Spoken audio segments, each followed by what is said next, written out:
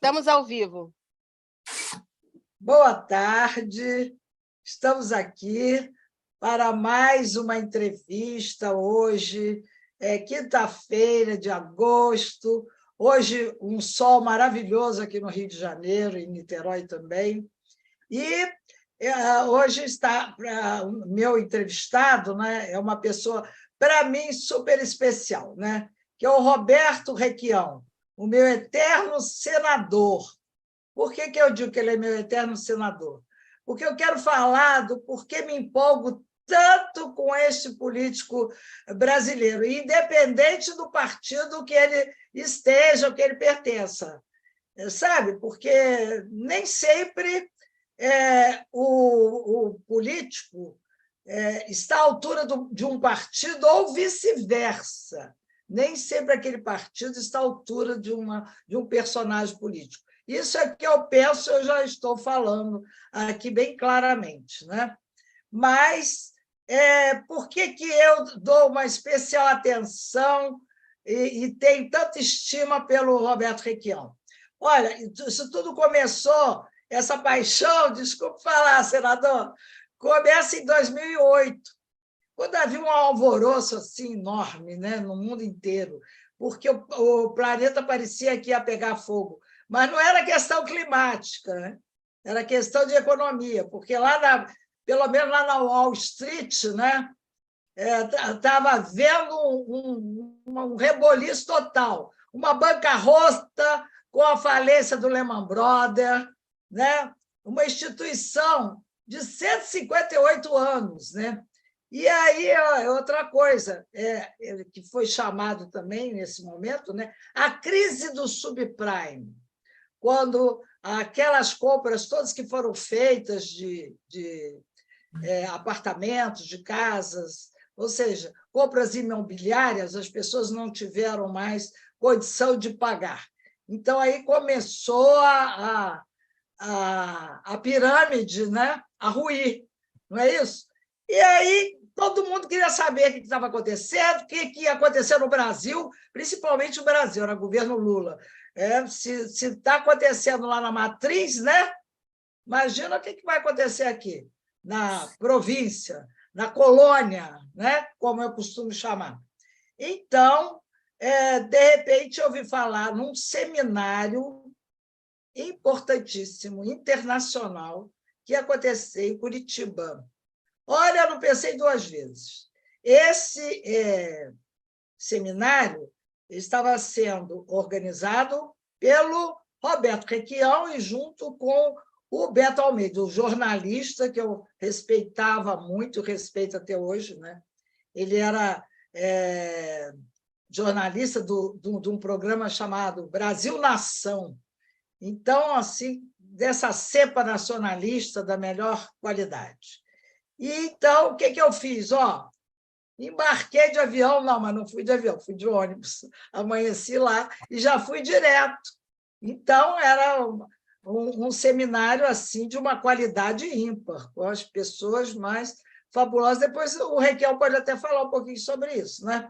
Então, eu queria já agora voltar para o Requião, que tem uma vida política absolutamente rica, porque ele vai de prefeito, depois governador do estado do Paraná, depois senador, mas eu acho que, por exemplo, a atuação numa prefeitura é um negócio muito interessante. Eu queria que ele começasse a falar a partir da prefeitura de Curitiba, porque Curitiba é uma cidade que sempre foi muito bem organizada, né? Teve um cara lá, agora estou me esquecendo o nome, e que ele fez um plano diretor para Curitiba, que na época foi muito famoso. Eu não sei se foi na época do Requião. Então, eu quero ouvi-lo. Senador, com a palavra. Helena, tudo bem? Helena, o seminário que nós fizemos em Curitiba, naquela crise, na quebradeira do Lehman Brothers, do subprime, da dificuldade norte-americana, foi organizada por mim, pelo Beto, o Beto participou, o Carlos Lessa, o Dark Foster. Nós trouxemos gente do mundo inteiro para falar.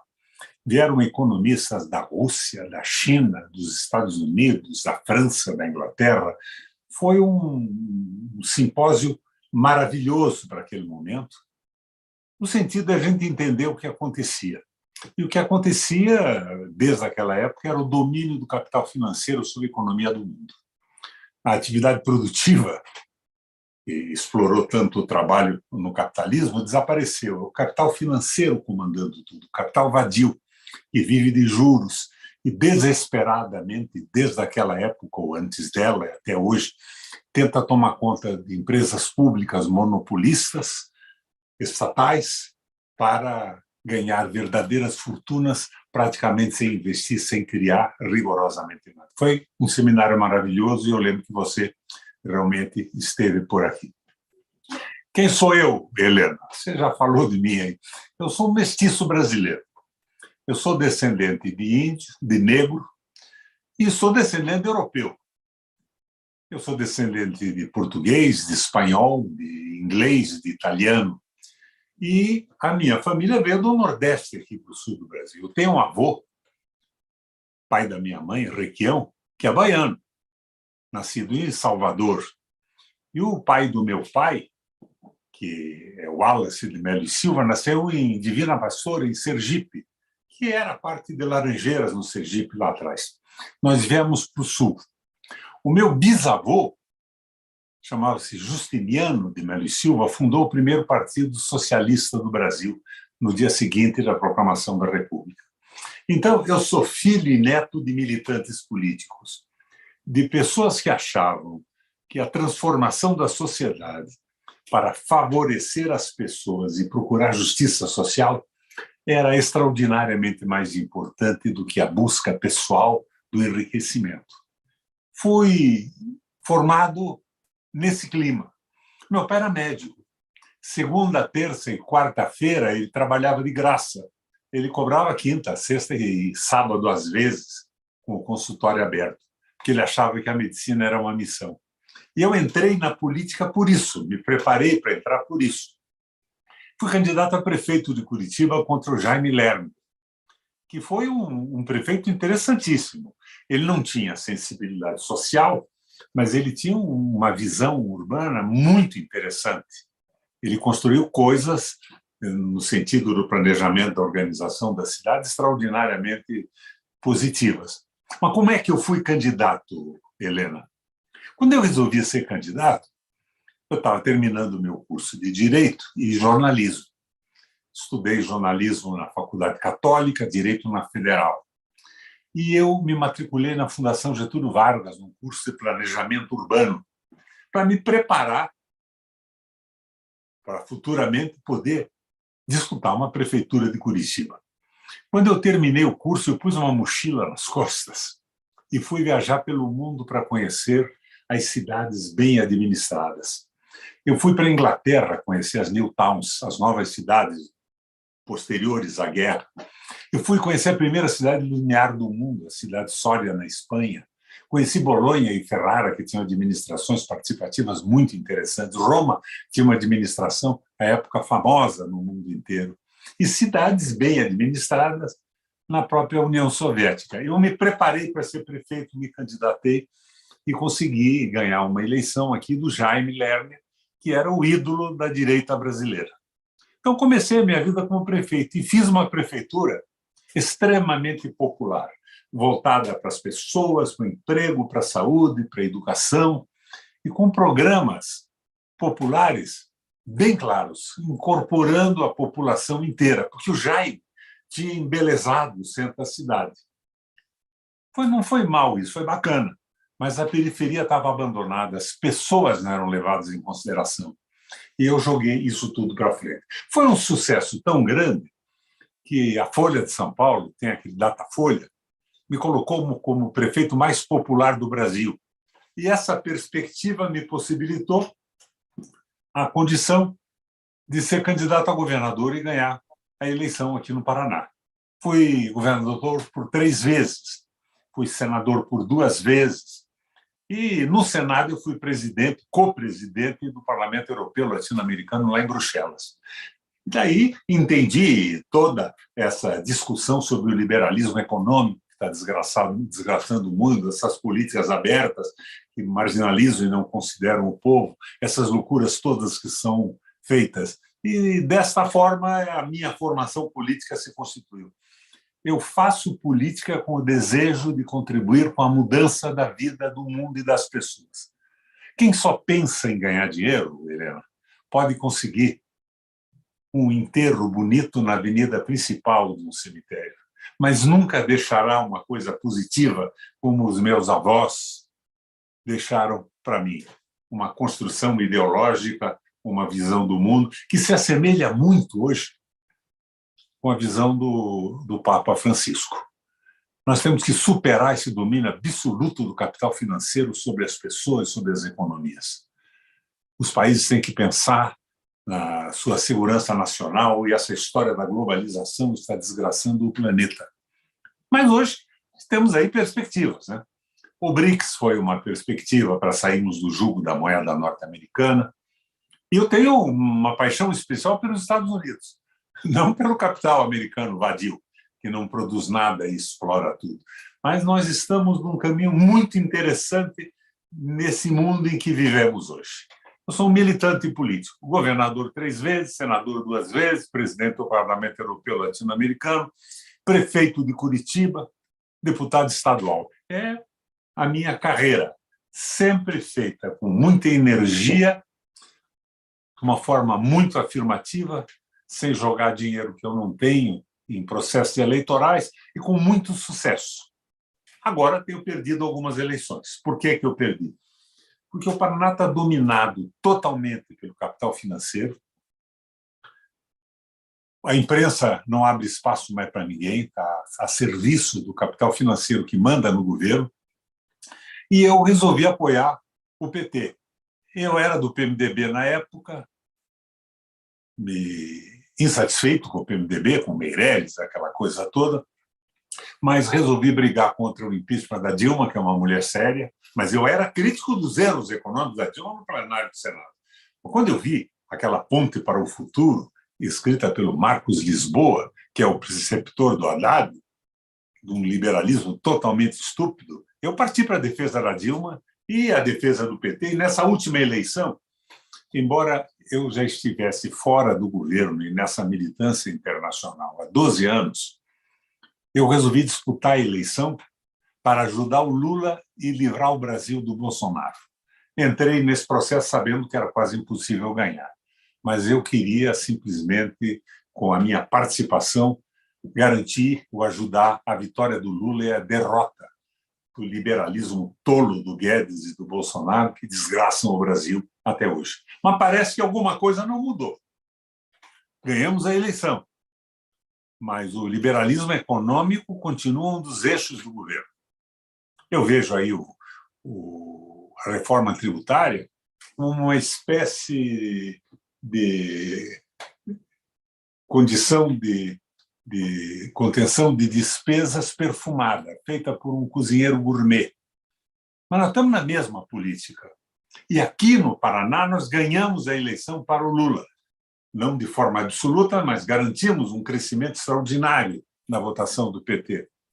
Mas hoje o PT, com o seu silêncio ou uma participação concreta, apoia tudo aquilo que nós combatemos. Um pedágio que é considerado um roubo ao longo dos últimos 25 anos tem o apoio do Lula hoje. A venda da Copel foi feita sem que o BNDES, que é um dos nossos sócios, participasse da nossa defesa da Copel pública, sem que o Lula revogasse um decreto do Bolsonaro que viabilizava a privatização, que era impossível, inclusive a juízo do Tribunal de Contas. Então, nós estamos numa situação de uma certa decepção com a vitória que tivemos. Agora, eu diria a você que, em relação a uma tragédia bolsonarista, o governo do Lula é excepcionalmente melhor, mas eu tenho contrariedades muito claras sobre o que está acontecendo no Brasil e no Paraná. Olha só, senador, eu tenho uma amiga que está morando em Portugal.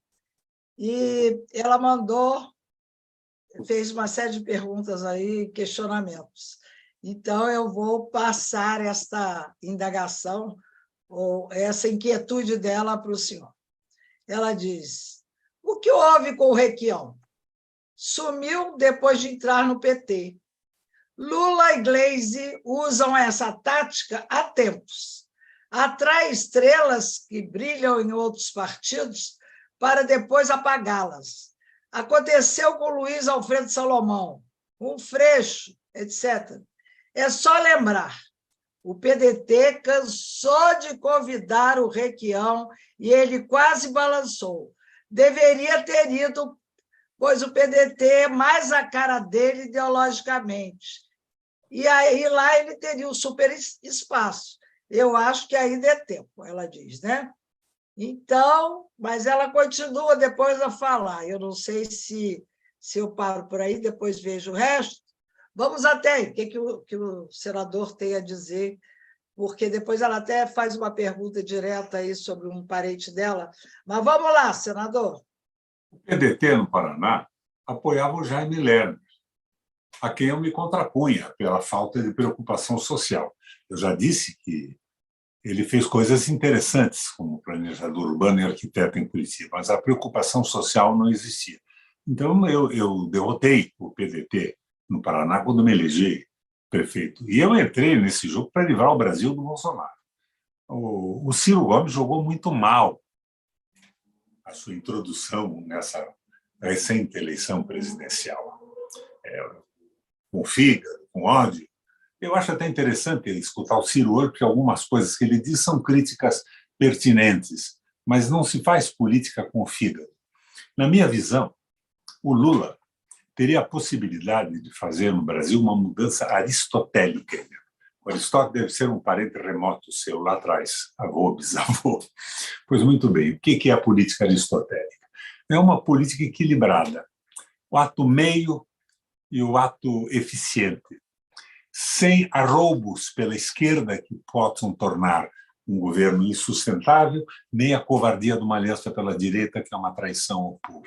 Aquilo que é possível, que é sustentável, e que abra uma perspectiva, como gostaria o velho Oliveira Viana, esse gênio da raça brasileira, de que a discussão aberta no Brasil dê a possibilidade do povo, num processo eleitoral contínuo, de ir mudando as coisas, com a liberação da imprensa, com a discussão aberta e tudo isso. Então, eu não tenho dúvida nenhuma que eu fiz o que tinha que fazer, e, embora com alguns aborrecimentos hoje, eu faria exatamente a mesma coisa de novo. Porque importante para mim é o Brasil, e na mão do Bolsonaro a desgraça seria excepcionalmente insustentável. Aí ela continua dizendo que a neta do Brizola, Juliana, é uma ótima política, deputada, e que vale a pena somar com ela e com seu irmão mais velho, Brizola Neto, o Carlito.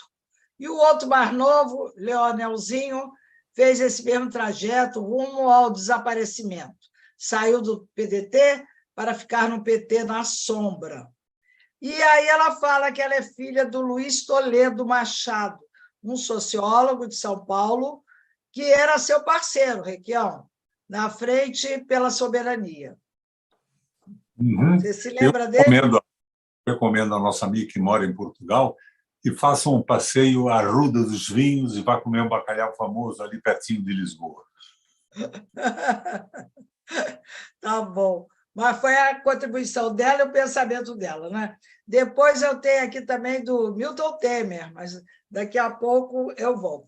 Agora, como senador da República, eu queria ouvi-lo assim, dos seus principais projetos e ainda sobre a dívida pública. Qual foi a tua atuação em relação à dívida pública, com esses juros tão sufocantes, né? Cada período governamental a dívida cresce, né? E os juros se tornam maiores ainda, nos sufocam mais, né? E ninguém mais discute essa questão, interessante. E eu gostaria de saber o que o senhor pensa, quais as propostas seria para resolver essa questão. E outra contradição que eu gostaria de apontar agora é que há um silêncio sepulcral até da mídia, de todo mundo. e que não se propaga, não se diz, não se discute que os Estados Unidos devem muito mais do que o Brasil, né? E isso parece que não tem reflexo na sua liderança mundial e nem impacta nas suas contas públicas, né? Ele continua com o mesmo poderio. Então, eu queria ouvi-lo a esse respeito. Helena, se me chama a colação. Vamos lá. Eu fiz oposição ao governo do Meirelles. O Meirelles mandava na economia. Era uma tolice aquilo. Os juros têm sido altíssimos, mesmo nos governos do PT. Subiram a níveis estratosféricos. Quem que propôs o Banco Central independente, Helena? É uma proposta do Haddad. Na sua campanha presidente da República, ele, junto ao Tribunal Superior Eleitoral, mudou o programa do PT, se colocando de uma forma favorável à independência do Banco Central. No Congresso Nacional, quem propôs a independência foi o Renan Calheiros. Eu era senador naquela época, eu, o Lindbergh e alguns companheiros nos opusemos e bloqueamos aquilo. Nós saímos e ficou implantada, com amplo apoio, esse raio dessa independência do Banco Central. Helena, se você, que é uma menina aí de 40 e poucos anos, aproveita a poupança da vida, vamos dizer que você tem aí uns 80, os 100 mil reais, você resolve aplicar. Se aplica numa caderneta de poupança. A caderneta de poupança vai te pagar uma miséria, sei lá quanto, 4%, 5%. O banco pega esse dinheiro e aplica 13,25%, porque agora baixou de 75 para 25, com o seu dinheiro. Quem vai pagar é o Estado. Não tem nenhum sentido o juro brasileiro. No Congresso Nacional, eu não me lembro se eu estava lá ou foi antes de eu chegar, se votou a auditoria da dívida pública. O Senado votou a favor, a Câmara votou a favor. Ao invés de ser feita a auditoria, a presidenta Dilma, para evitar atritos com o mercado financeiro, com os exploradores do Brasil e do mundo, vetou. Nós temos que auditar a dívida pública e acabar com esse Banco Central independente que sacrifica a gente com juros rigorosamente absurdos. Hoje, o principal inimigo do desenvolvimento brasileiro é o Banco Central. Mas eu quero deixar claro que lá atrás, ele, embora não fosse independente, foi tratado também de uma forma absurda, com juros absurdos, nas mãos de governos ligados ao nosso grupo de hoje, que é o grupo do Lula na presidência da República.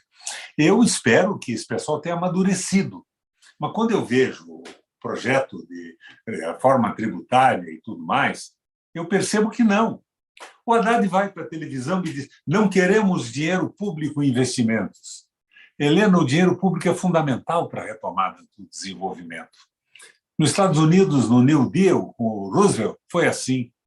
No Japão, o Estado se aliou ao Keidanren para impulsionar com dinheiro público grandes empresas. A China faz isso, o mundo faz isso.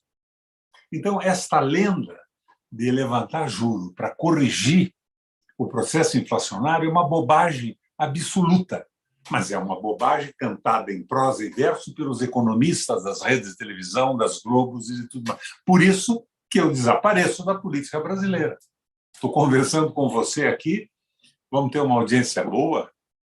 Acho que, inclusive, você está também nos meus meios aqui, se o meu pessoal acordou e pôs. Não sei se não estão dormindo até essa hora, mas na Globo e nesses meios de comunicação jamais estão a serviço do capital financeiro, que explora o Brasil e o mundo, levando em desconsideração os desejos das pessoas, das populações. E isso que está acontecendo com o PT, no Paraná. O Lula, na campanha, comigo, dizia: vamos acabar com o roubo do pedágio. Ele, de repente, aparece junto com o governador Ratinho, assumindo como governo federal um novo pedágio que é exatamente igual ao anterior. E agora não disseram rigorosamente nada para evitar a venda da Copel, Companhia Paranaense de Energia Elétrica, que é a melhor empresa de energia do Brasil. Quando eu fui governador, Helena, eu construí 3 usinas hidrelétricas. E naquela crise de 2008, 2009, você falou que o Lehman Brothers quebrou, Eu mantive a tarifa de energia mais barata do país, garantindo com isso que as fábricas não tivessem que demitir pessoas, garantindo um nível de emprego fantástico com carteira assinada. Foi um sucesso isso tudo. Mas eles não estão na contramão de tudo isso. E parece que nós temos um pacto. Tá? O governo do Grande Pacto Nacional é um governo que só não entra no Pacto Nacional os interesses verdadeiros do Brasil. Nós estamos vendo a consolidação do social-liberalismo. 3 refeições por dia para o povo. Mas o que mais além disso? É claro que isso é importante. Se o povo está com fome, a gente tem que dar um jeito nisso como governo. Mas e o resto? Como é que fica? E o Paraná? Não, é a governabilidade, a sustentabilidade do governo. O presidente precisa dos votos do PSD. Então, vem aqui, me entrega a Copel, entrega o pedágio, vai para Itaipu, nomeia o diretor financeiro de Itaipu, que é o mais importante, indicado pelo PSD, pelo Kassab e pelo governador. O que aconteceu com o PT depois do governo? PT não, digo, o governo e o Lula. Porque o Lula tem um discurso porreta, Helena. O discurso dele é empolgante, mas é uma narrativa. A prática do governo não está correspondendo ao discurso. Isso é muito ruim. Isso me deixa muito chateado, desesperançado, mas não me tira da luta, não. Enquanto eu tiver energia... sou menino ainda, né? Eu tenho só 82 anos. Tenho mais 40 anos de vida útil. Ótimo. Requião, olha só, Milton Temer vai falar alguma coisa para você agora. Nome importante das forças progressistas desse país.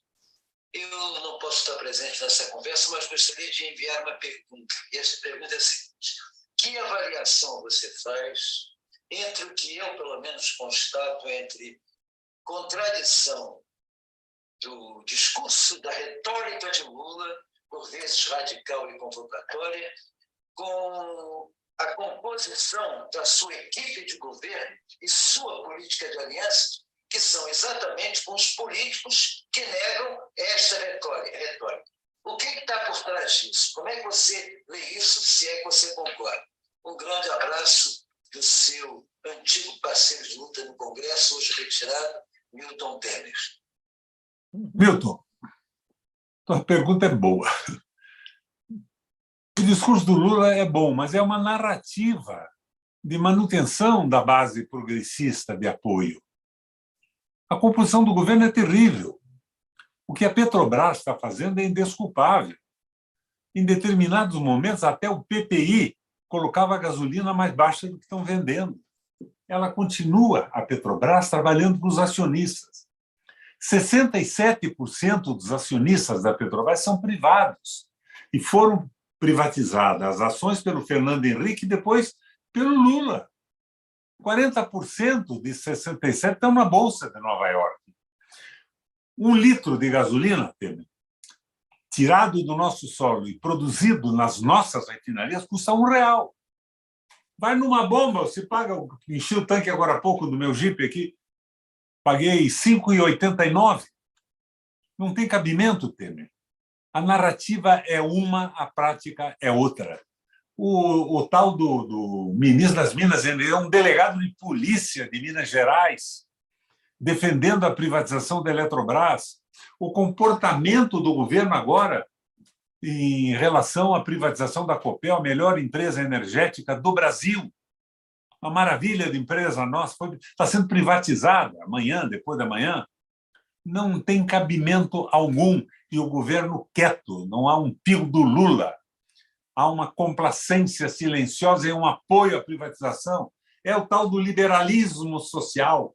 Eles imaginam, vamos ser administradores disso tudo. Nós teremos a golden share e a maioria nas ações ordinárias, mas nem isso tem mais. No nosso caso aqui, a Copel foi para o beleléu, o governo vendeu as ações, é privada agora. Não tem nenhum cabimento isso. Há uma desconformidade absoluta entre a narrativa e o exercício. Essa é a tal frente ampla, a frente da esperança, que, para mim, se transformou na frente da desesperança. O discurso do Lula continua bom, porreta. Temer, a política internacional do Brasil não é má, é boa, tem elogiado. Nós não podemos admitir mais o domínio absoluto do dólar comandando a economia do mundo, mas a prática nossa não diz respeito algum à narrativa do Lula e ao seu maravilhoso discurso. É isso que nos desorienta, Temer. É a minha opinião. Espera aí que eu estava procurando aqui outra pergunta, mas depois eu volto a ela. Era a pergunta da Ângela.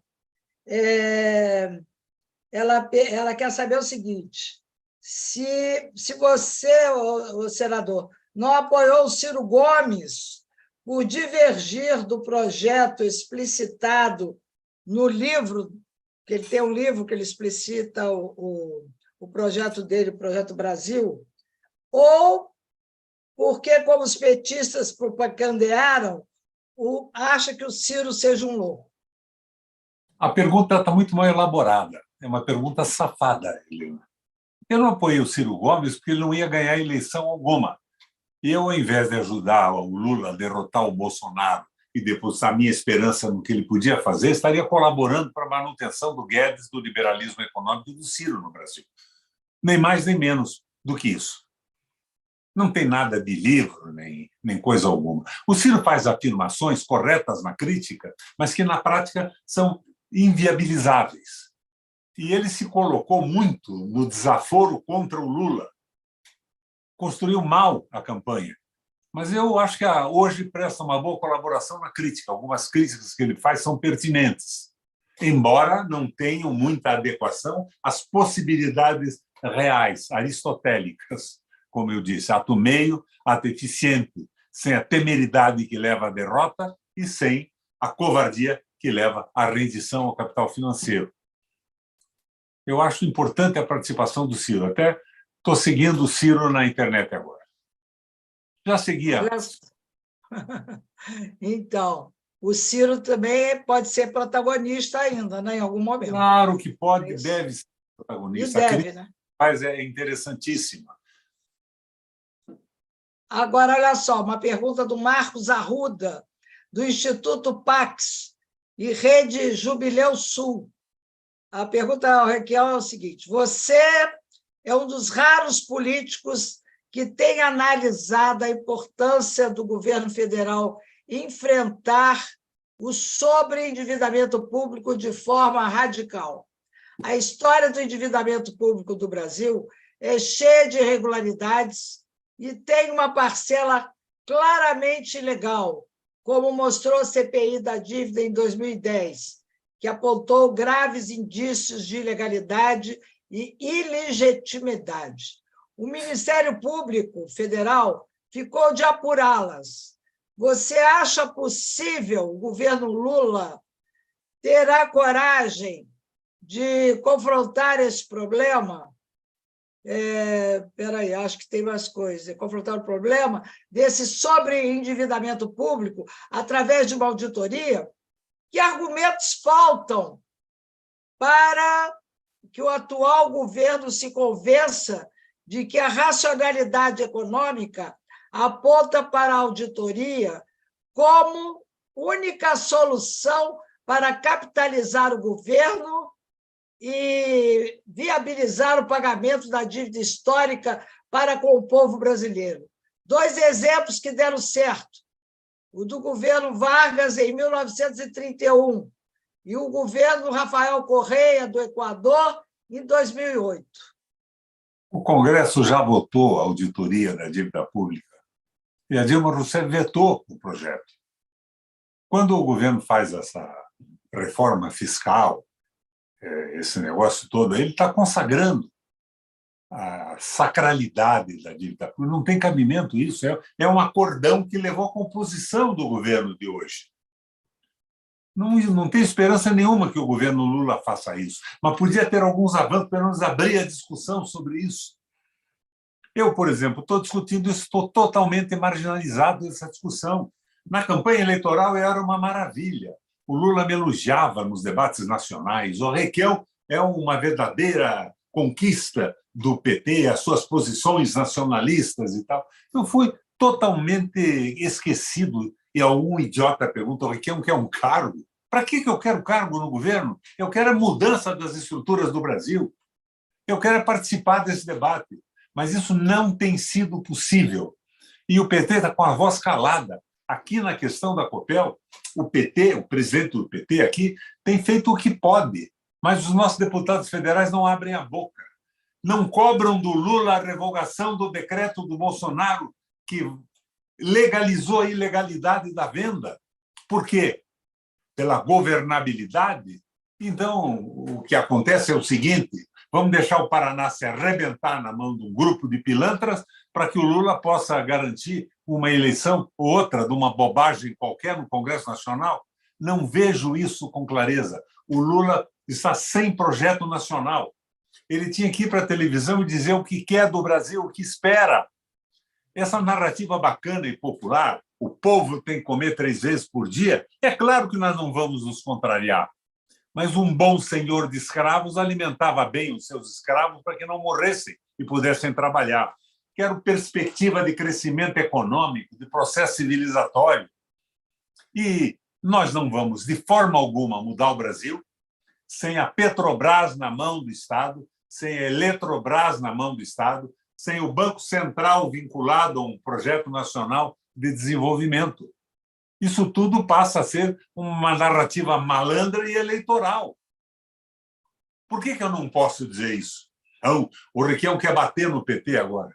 Eu entrei no PT para livrar o Brasil da desgraça e pela crença que eu tinha nesse desenvolvimento intelectual do Lula ao longo de sua vida. Mas eu estou vendo que a tal Frente da Esperança está sabotando tudo isso. Nós estamos tendo um governo que, por bem ou por mal, querendo ou não, está consolidando o liberalismo do Bolsonaro e do Guedes no Brasil. É a consolidação, como já foi no passado. Alguém me disse ontem, um advogado aqui do PT, que defendia a Copel contra a privatização. Nós estamos vendo o governo do FHC 2.0.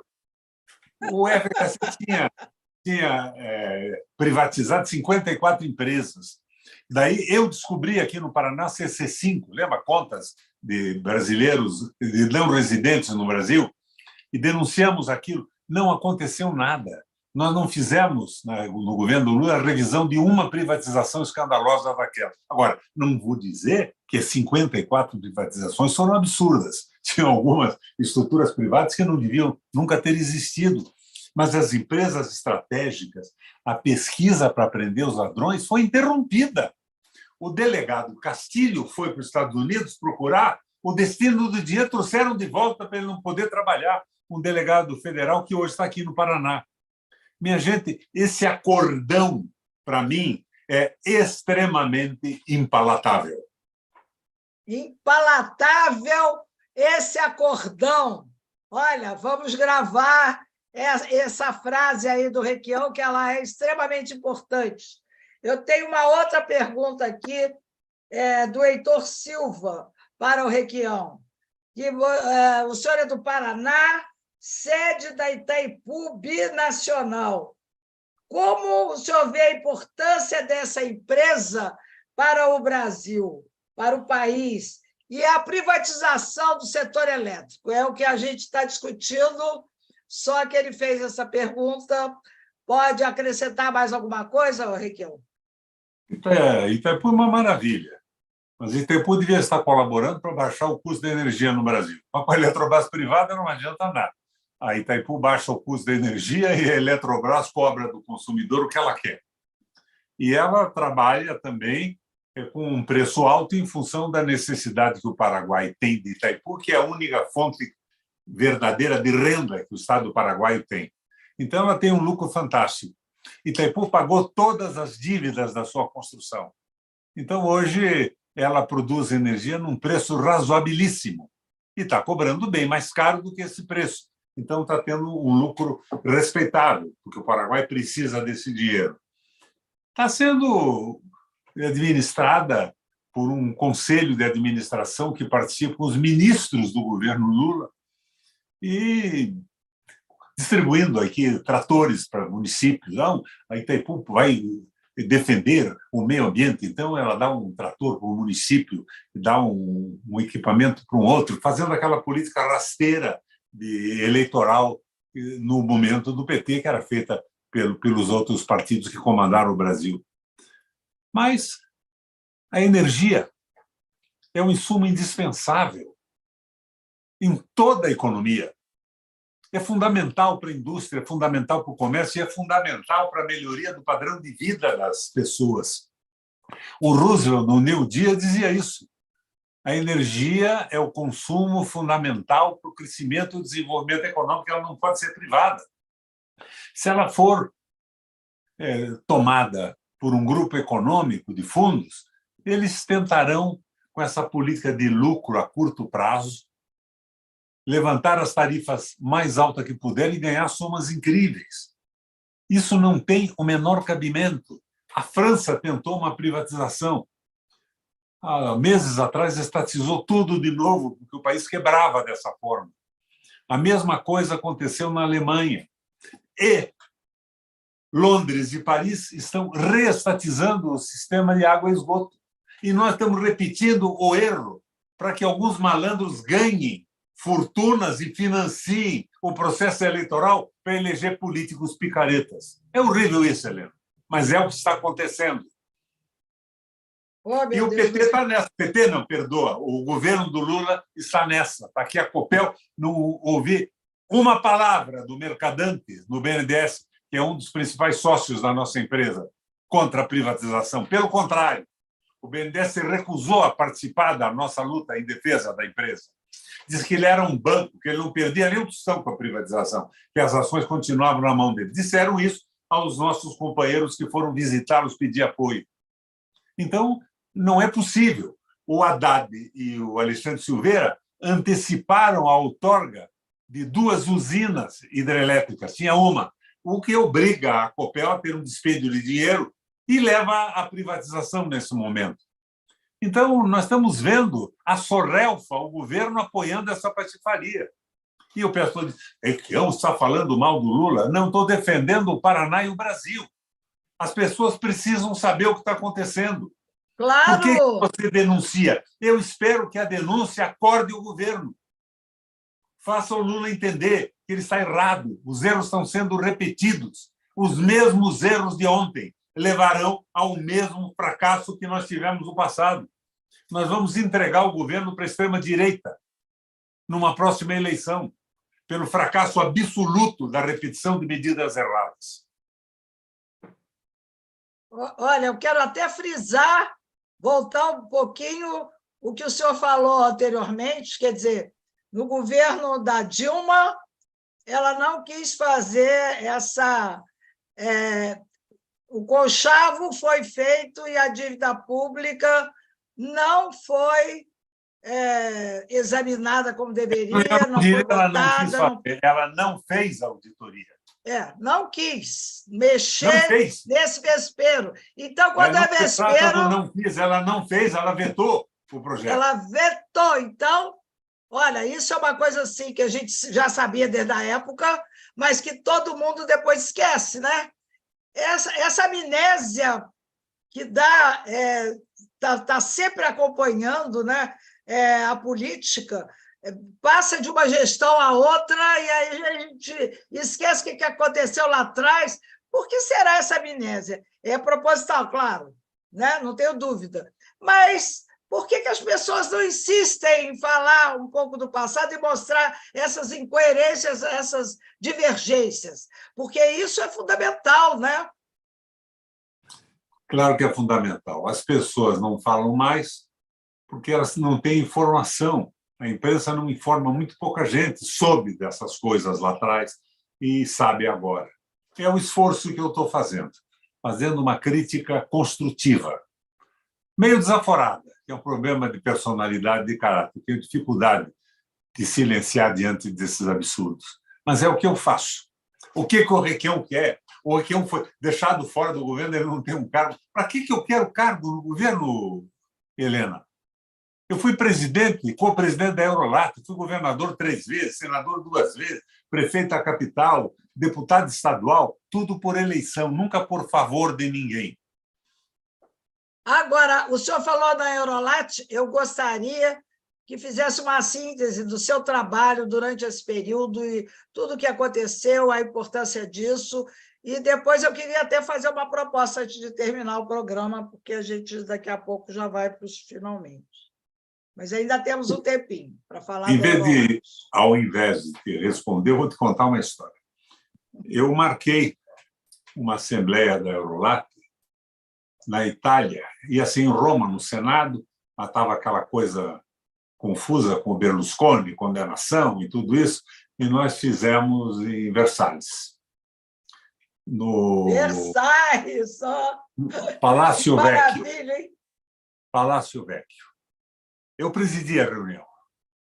Era co-presidente, mas presidia a reunião.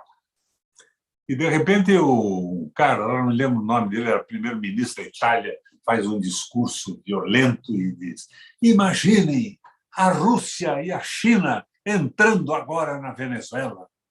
Estão se envolvendo no processo de extração de petróleo.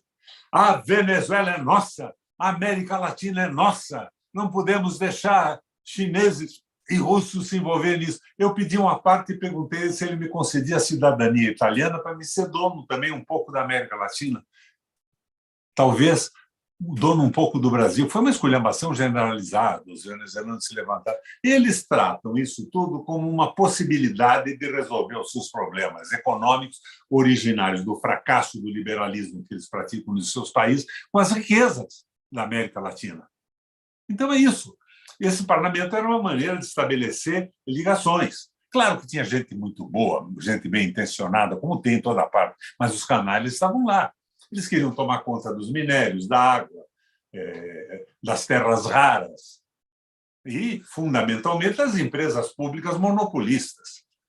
A gente brigava com isso, mas tinha gente muito boa também. Eu aprendi muito nessa minha passagem pela Eurolat, Europeu Latino-Americano, 45 países debatendo. Fizemos reuniões no mundo inteiro, nos países do Báltico, Letônia, Estônia, Lituânia.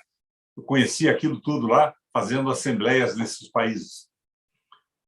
Uma visão muito boa do mundo e dos erros que se cometem com o liberalismo econômico. Tem que acabar isso, os países têm que ter independência. Agora, o que eu vejo é que a política externa do Brasil é positiva, o Lula está porreta nisso. Mas, porém, todavia, contudo, internamente, ele continua, através da política econômica, privilegiando o capital financeiro. Isso é ruim. É ruim, o Lula tinha que acordar... Não, é péssimo. É péssimo. É um desacerto, é um erro. Por que cometer novamente erros? E agora aqui já estão me agredindo. Se abre aí a internet, alguns quadros do PT, tem muito quaquá no PT do Paraná, viu? O Requião não pode agredir o PT. Eu não posso falar o que eu penso? Eu não posso tentar corrigir erros? Eu acho que o PT, da base, ele está aqui meio embevecido com a possibilidade de empregos públicos. Eles não abrem a boca mais, porque eles querem botar um companheiro aqui, outro ali, ou um outro cara importante, assumir um cargo bem remunerado. É ruim isso. Está faltando espírito público. E não é. O partido é uma ferramenta política. Ele tem que servir para mudar o país positivamente. Então, eu acho que o meu papel é esse, é bater duro na crítica para ver se acorda essa gente e se alguma coisa muda. Agora, quando vender a Copel, parece que hoje ou amanhã vão vender, eu vejo que eu estou perdendo tempo, porque eles estão a favor da privatização da energia. Eles que é o governo. Tem muita gente no PT que está tão revoltada quanto eu estou, tão indignada quanto eu nesse momento. E o senhor acredita que vai haver articulação com o povo nas ruas, ou seja, reclamando essa reforma agora que está em curso no Congresso? O senhor me fala sobre isso. Veja bem, tecnicamente tem algumas coisas boas, mas essa reforma no Congresso, eles já disseram que não vão taxar os ricos, que não vão discutir isso agora. Essa unificação de tarifas, tecnicamente é interessante, mas quando você unifica, por exemplo, o ISS, você evita que municípios mais pobres possam diminuir o imposto para conseguir atrair algumas empresas. Isso vai militar em favor das grandes cidades. Então, o cara, por que vai abrir no município de Colombo, aqui da região de Curitiba, de Araucária, uma empresa, se o imposto é o mesmo de Curitiba? Ele fica em Curitiba, que é uma cidade maior, com economia mais elaborada. Tira alguma possibilidade de flexibilização da autonomia na administração de impostos dos municípios. Não sei se isso está certo, eu acho que está errado. Mas tem coisas interessantes. Mas, na verdade, é a contenção de despesas feitas por um gourmet. Com sal, pimenta, temperos especiais, mas é a mesma coisa. Ela não melhora a vida dos mais pobres e não mexe nos grandes capitais, que têm isenções absurdas. Você veja, a Copel aqui está sendo vendida no Paraná, se não me engano, por 4 bilhões e 500 milhões de reais. Você sabe quanto o Estado do Paraná deu orçamentariamente e secretamente de isenção fiscal para as empresas? 17 bilhões. Então, não é nem falta de dinheiro, é trambique. Como diria o Lula nos bons tempos, é maracutaia. E o PT não reclama, o PT governo não reclama. E uma boa parte dos parlamentares não dizem nada. Somos contra, mas não dizem para o Lula revogar o decreto que autorizava a privatização, que ele podia fazer em 30 segundos. E se fosse rápido, em 10. E como se houvesse, como que pode haver essa mobilização independente só no Ela é estado do Paraná? complicada. Hoje Não? ela é complicada. Ela é complicada porque todos nós colocamos na cabeça do povo que a nossa esperança era o Lula que ia tomar iniciativas. Se o governo não se opõe à privatização da Copel, ao pedágio, que é um roubo no Paraná, então o pessoal fica perplexo, não sabe o que dizer. Eu acho que isso pode acontecer na sequência, mas agora há uma anestesia em função da eleição. Então, nós estamos anestesiados, sem vontade para a rua, sem reclamar nada, aceitando passivamente. Sem instrumento de comunicação. Quantas pessoas estão nos assistindo aí, Helena? Não posso saber, mas isso não é ao vivo. Geralmente as pessoas não assistem, vão assistindo no seu momento, na sua hora, né? O que a Globo está fazendo nesse horário.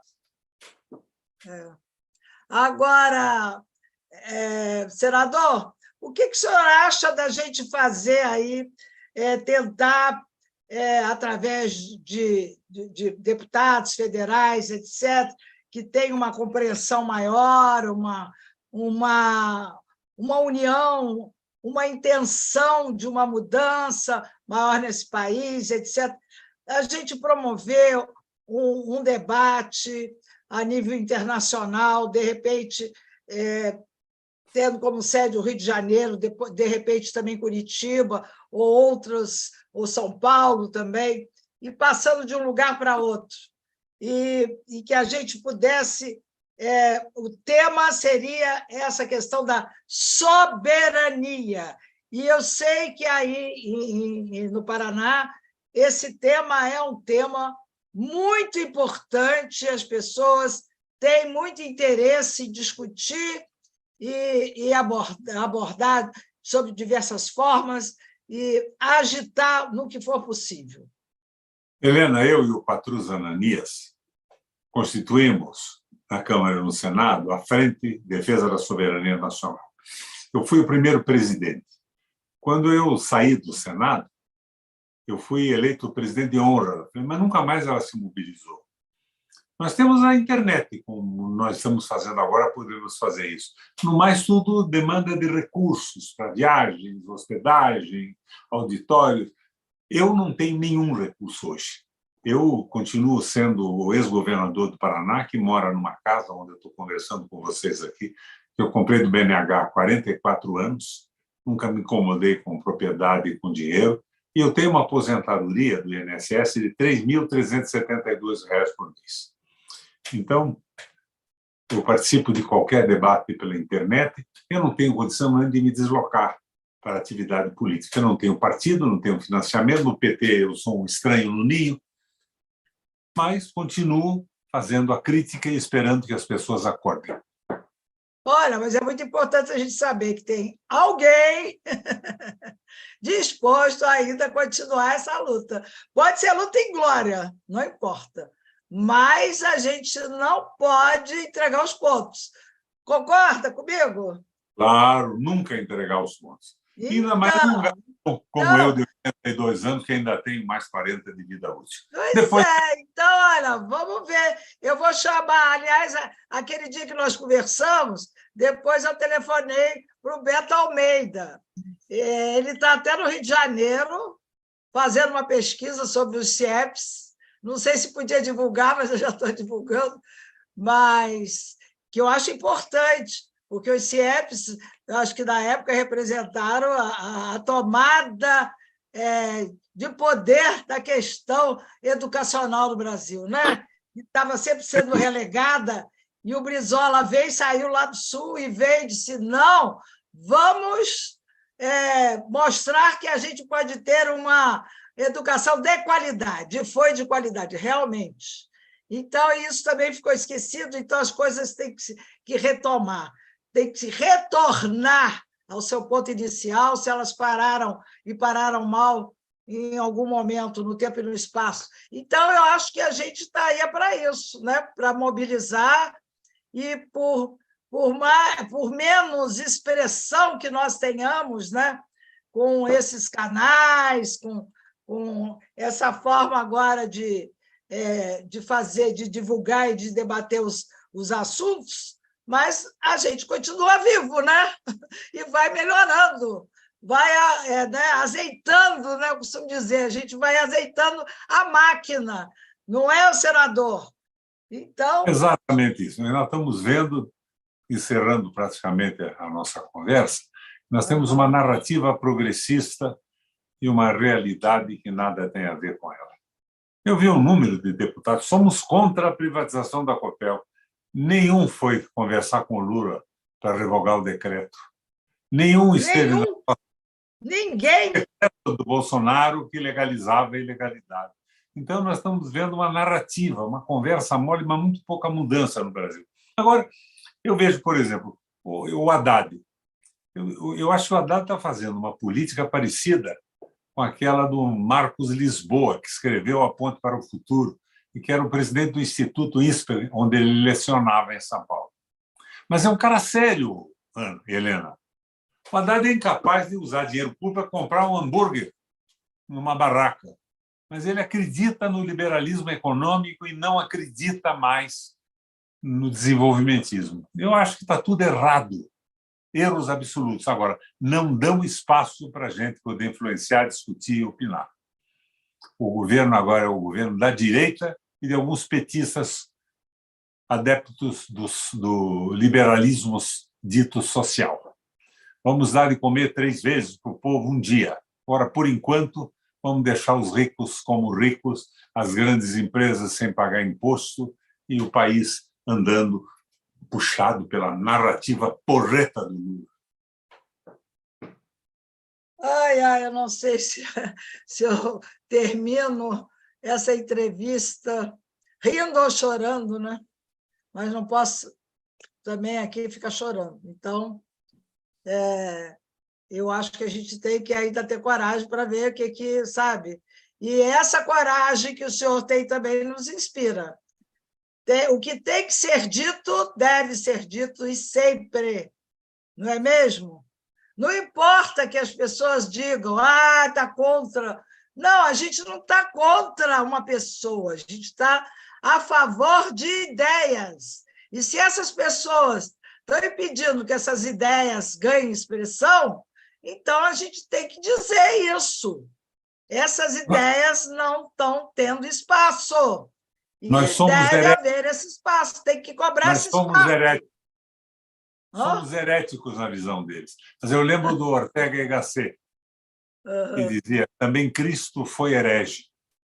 E hoje, uma boa parte do mundo segue os seus princípios e a sua orientação. mas na época ele era elege. Era quem se opunha ao apedrejamento da Madalena. Então, ela tem que continuar falando e tentar construir alguma coisa de positiva no mundo e dar um sentido às nossas vidas, que não seja esse desespero dessa gente desesperadamente atrás de um carguinho público. Para quê? Para nada. Olha só, tem uma última pergunta aqui, antes da gente encerrar o programa, que é do Celso. O senhor tem vontade de voltar a disputar o governo do Paraná? Eu sou um militante da política. Eu tenho vontade de participar aonde eu tiver uma contribuição positiva. Eu já fui governador 3 vezes. Conheço as limitações do governo. Eu fiz um governo excelente. Eu saí com 83% de apoio da população. Mas eu sei o que você não pode fazer. Você não tem as possibilidades do governo federal. Você não tem acesso a modificações econômicas. Eu farei tudo o que eu achar que, de minha parte, significará uma contribuição positiva para a história da política brasileira e para a minha própria história. Muito bem, senador. Não desanime, conte comigo. Um quadro insignificante, mas estamos aqui, né? Não vamos perder esse elan, custe o que custar. Então, agradeço muitíssimo.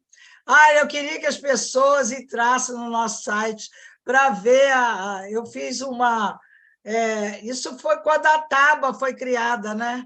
Que eu falei sobre o Requião, e ele como nosso patrono, mas depois não sei por que saiu do ar, não entendi muito bem, e agora vai voltar, vai ter lá o que eu escrevi sobre o Requião, assim, meio no estilo cordel, eu digo que é estilo cordel. E é sobre essa pessoa que eu tanto admiro e que quero ver atuando, porque a gente só vê falar em pessoas que morreram. Então, quem está vivo tem que atuar, não pode deixar a peteca cair, não é mesmo? Porque, senão, morre. O que mais acontece agora é que fulano morreu, ciclano, beltrano, todo mundo morrendo, e os jovens também, horrores, um monte de jovens. Então, como é que é isso? Vamos viver, e viver a vida é luta, não é mesmo? É luta. Muito obrigado, senador, mais uma vez, e agradeço também a participação de todos. E vamos que vamos, hein? Allahu Akbar.